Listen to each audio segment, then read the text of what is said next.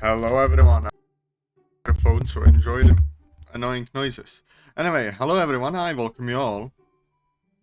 The new episode of Love and Shyness. Now, let us continue from last time.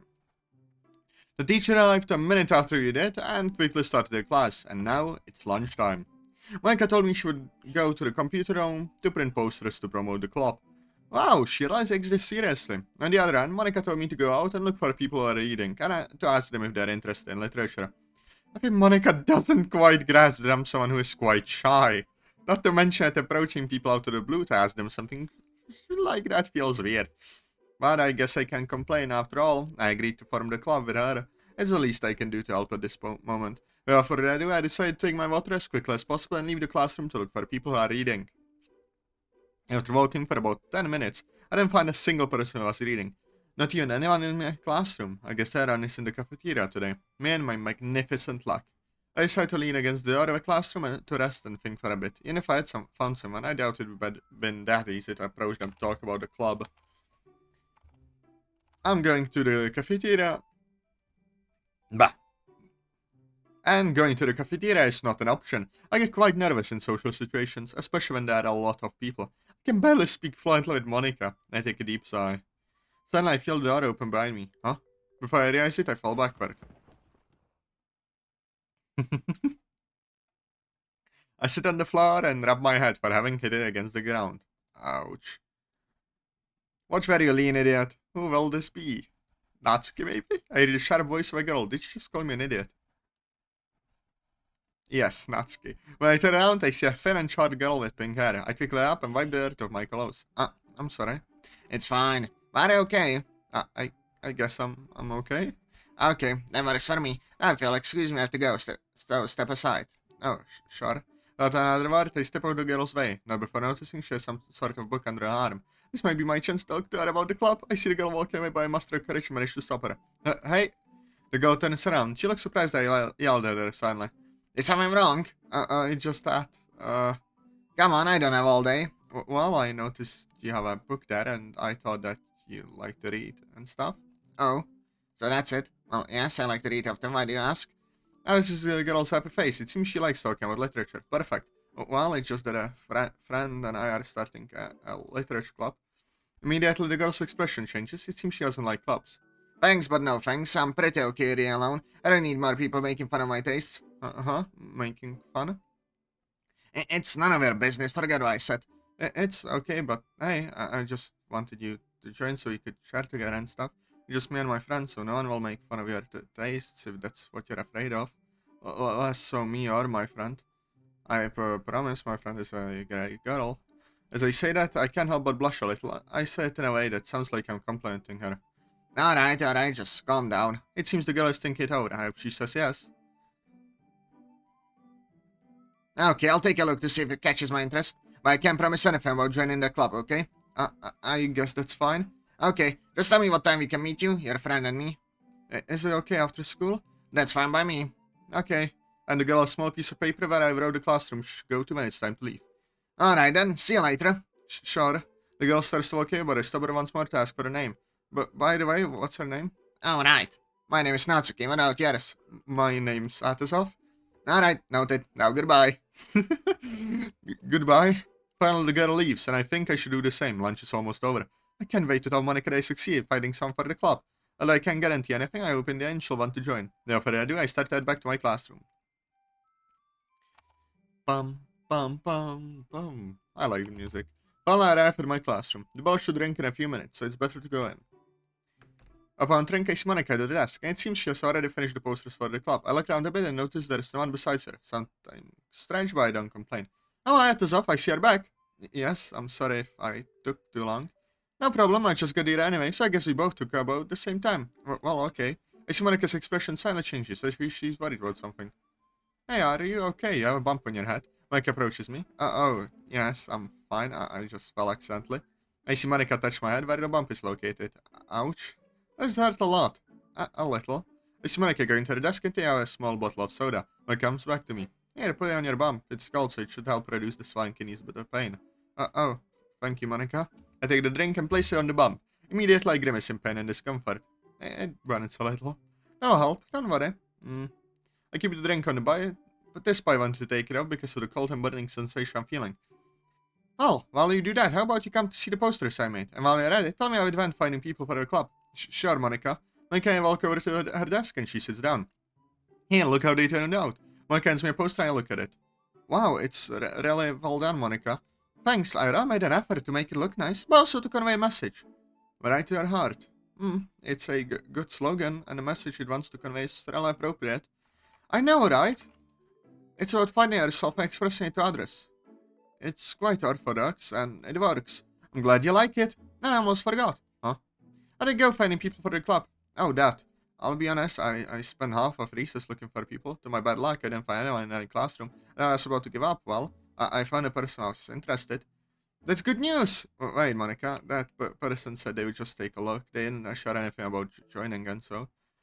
Oh, okay. I see. The problem is we don't have a classroom to meet in and such. Damn, I forgot to mention it to Natsuki. Well, I told her she could come to our classroom after school. Does that help? Sure, that helps. I can stay a little longer if that's necessary. Well, okay. The bar rings, signaling that recess is over and it's time to return to class. Alright, then we'll wait for a person. Okay. Several hours later. The hours pass and class is fine land. It's time to go home, but Monica and I have to stay and wait for Natsuki to tell her a little about the future club that Monica wants to form. Everyone else has already left. I find myself putting my things away when Monica appears. Atazoth, hasn't that person mentioned arrived yet? Monica, class just ended, didn't you know? I know, I'm just a little impatient. I'm excited that someone is showing interest in this, after all. I apologize for my childish behavior. No, it's fine, Monica. I understand that you're excited, so just relax. Seriously, thank you for understanding and supporting me through all this. I doubt I could have done it alone. It's nothing, Monica, and I want to help you in whatever I can. You're very kind, you know. No, it's really not that much. Well, to me, it's more than enough. This is very sweet. I try to hide my blush by looking away, although it doesn't help much. After that, Monica entered the classroom door opening. Hello, is anyone there? It's Natsuki. I thought she'd take longer to arrive, but it seems she wanted to come as soon as possible. No, it's Atazoth. I thought for a moment I'd gone to the wrong classroom. Oh, you must be the person Atazoth talked about. Yeah, that's me. Who are you? Oh, excuse me, I didn't introduce myself well. My name's Monica, and yours? My name is Natsuki. And well, I came here to look at that literature club Atazoth told me about. Yes, in fact, Atazoth told me someone would come. Although I have a question. Why aren't we in a special room for the club? Well... Did you tell her, Atazoth? Tell me what? Well, I forgot to mention that we aren't an official club yet, and well, that's why we're recruiting people. No, that's it. I kind of figured after all there's never been a literature club in the school, so it seemed a bit strange to hear that there was a literature club at first. And I just came to make sure this was serious and it wasn't some kind of joke. That's okay. With all due respect, believe me, I would never joke about something like this. I'll ask you to please avoid that kind of comment. Okay, don't be like that. I'm sorry, it's just that forming a club like this is something I've always wanted. For you to say that brings my spirits down a little. I didn't know. My bad. It's okay, Natsuki. Just have more confidence in us. That neither of us have any bad intentions towards you or anyone else. Alright, I understand. No. And do you have any plans? Hello, Tiffany. I do not remember you at all. The same appearance of Tiffany catches by surprise. What? Tiffany. Jackie. Tiffany. Jackie. What? Oh, sorry to interrupt, but you should know that only people who belong to a club are allowed to stay longer. Oh, we don't know. We're sorry. Alright, I'll let them finish their conversation so I can leave afterwards. Well, I guess we don't have much time left. No, I don't understand why Monica and Atazoth didn't say anything about the club to a monitor. No, that's simple. Technically, we're still not an official club, so it wouldn't make sense to tell her we're part of a literature club. Besides, being the monitor, she'd know there isn't a literature club, so that's another reason. Yeah, just for that. Whatever, it doesn't matter. For I think we should head out. It's getting late. Yeah, I was about to give you an answer of some quick details, so you can leave as soon as possible and not take up too much of your time. But I guess we can discuss it tomorrow during lunch. No problem with that. Same. Then I guess we can leave it here. Let's go back home. Immediately, Monica and I head to our desk for our things. While Natsuki grabs her bag, left a nearby desk by the door. See ya. Bye, Natsuki. Bye. And with that, Natsuki leaves. Alright then, it's time to go. Yeah, let's go. As we leave school, Monica waves goodbye to me and hurries off as fast as she can. I guess she's in a big hurry. Oh well, whatever. As I look towards my house, I can't help but feel a bit nostalgic. Normally, Aishin and Kose would wait for me at this point to walk home together. Suddenly, recalling it makes me somewhat happy they were good times. Now it's time to head back home. I am sometimes very confused with this storytelling, but like, didn't Kose, like, it wasn't established that Kose walked to school, like they walked from school together. It was established that Kose wants to start walking. And then the whole Jackie and Tiffany thing. I am super confused. Like, maybe I missed something. Maybe I genuinely don't remember. It's also possible, but yeah. Anyway, while walk home, the breeze that greeted me when I left in the morning returns. It seems if there is no storm, it'll rain these days. I normally wouldn't complain. Rainy days, after all, are nice for staying home. But if you have to go out, it stops being pleasant when you know you'll get wet. I need to get an umbrella. While I'm thinking to myself, I can see in the distance a sort of moving truck. It seems to be parking at a house that's been abandoned for a few years. As I approach my house, I can't help but feel curious about the moving truck. Obviously, if there is a moving truck, it means there will be new neighbors. Never seen a moving person, let alone one in front of my house. I see some people getting out of a car. They look elegant. And a third, who seems to be their daughter, and I assume the other two are her parents. I stay watching for a while, and it seems the girl realizes and starts waving. Hey, new neighbor! I quickly added my front door, I can have fluent conversations when I can, and recently when I'm still quite shy, so I don't even dare to respond. It's disrespectful. My fear is so stronger than I am. I better inside and do something to distract myself. What a person! Imagine you just want to wave at someone, say hello, and they just run away. I find myself in the living room doing some homework. Suddenly I hear my front door opening. It must be Mom. I get up and approach to greet her properly. Hi, Mom. What voice did I give her? I don't. Why is her hair through her eye? Hey, honey, how have you been? I never noticed that her hair goes through her eye. Good, good. And how did it go for you? Well, I've been good. Though the client I'm dealing with is a bit heavy. But putting that aside, tell me how did it go for you at school? But basically good, Mom. You could even say that I made a friend. Really? I'm so happy for you, honey. Mom suddenly gives me a big hug, and I hug her back. And when did you meet? Yesterday? And why didn't you tell me yesterday? Well, I felt a bit embarrassed. I felt a bit of embarrassment, I'm sorry. I understand, honey. The important thing is that you're socializing now. Yeah, I guess so. And tell me, is she cute? What? What is she supposed to mean by that? I just said, what does that question come from? Why are you asking me something like that? I'm sorry if I make you uncomfortable with that question. I guess I jumped the gun a bit. Jumped the gun? It's nothing, son. It's nothing. I think I know what she means, but to avoid turning grad, I'd rather change the subject. Well, anyway, I'm going to my room to finish my homework, so... Oh, sure, son. I'll let you know when dinner is ready. Sounds good. Without saying another word, I go up to my room. Once here, I leave my notes and notebooks on the computer desk and throw myself on the bed. What a day! And I feel like I'm progressing with my way of communicating with people. I feel confident talking to Monica, and well, I guess that's a good sign. She's very nice to me, and it feels like I don't deserve it. But I shouldn't think that way. What she tells me is pretty sincere, I can feel it. I sit on the bed. I hope we can get the necessary members to be an official club. We have this week, but only time will tell. Without more, I get up and sit down in front of my desk to continue with my homework.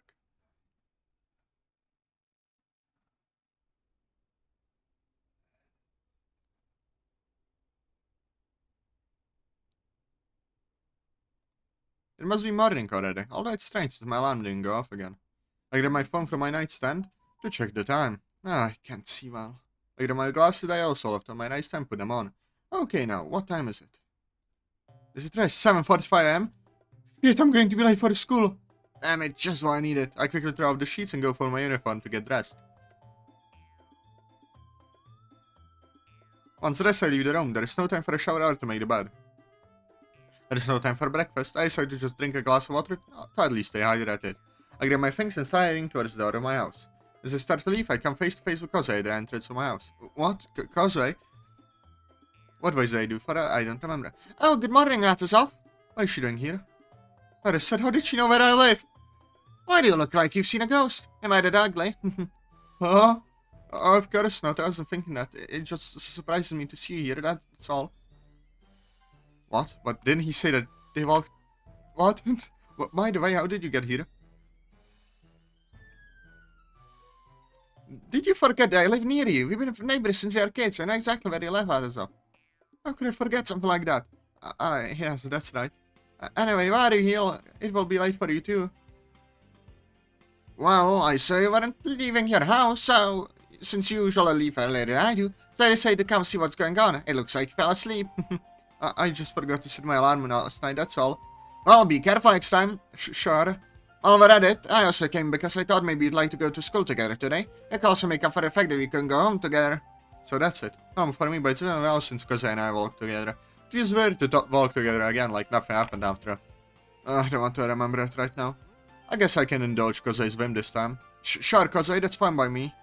Great, let's go then. We're going to be late. Before I could say anything, Cousin takes my animals, so I was dragging me to follow her. Hey! And that's how I sold my soul for a girl's whim. Honestly, I didn't think something like this would happen again. I'm talking about walking to school together. Especially since several years have passed. I don't mind or anything, but it feels kind of weird and even uncomfortable. But if she doesn't mind, I guess that's fine. And hey, she asked me for this. Why am I worrying so much? We've been walking for about 5 minutes and we haven't said anything since you left my house. Should I start a conversation? I think I'll ask her why she missed class today, but and if I wanted, I'm terrified just by the fact of walking next to her. I decided to just keep walking with her without making eye contact.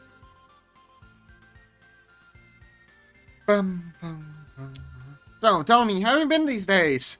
I've been good, Cousin. It's good to hear. Sure. Oh, now that I remember, you're friends with a girl, Monica, right? Oh, yeah, you could say that.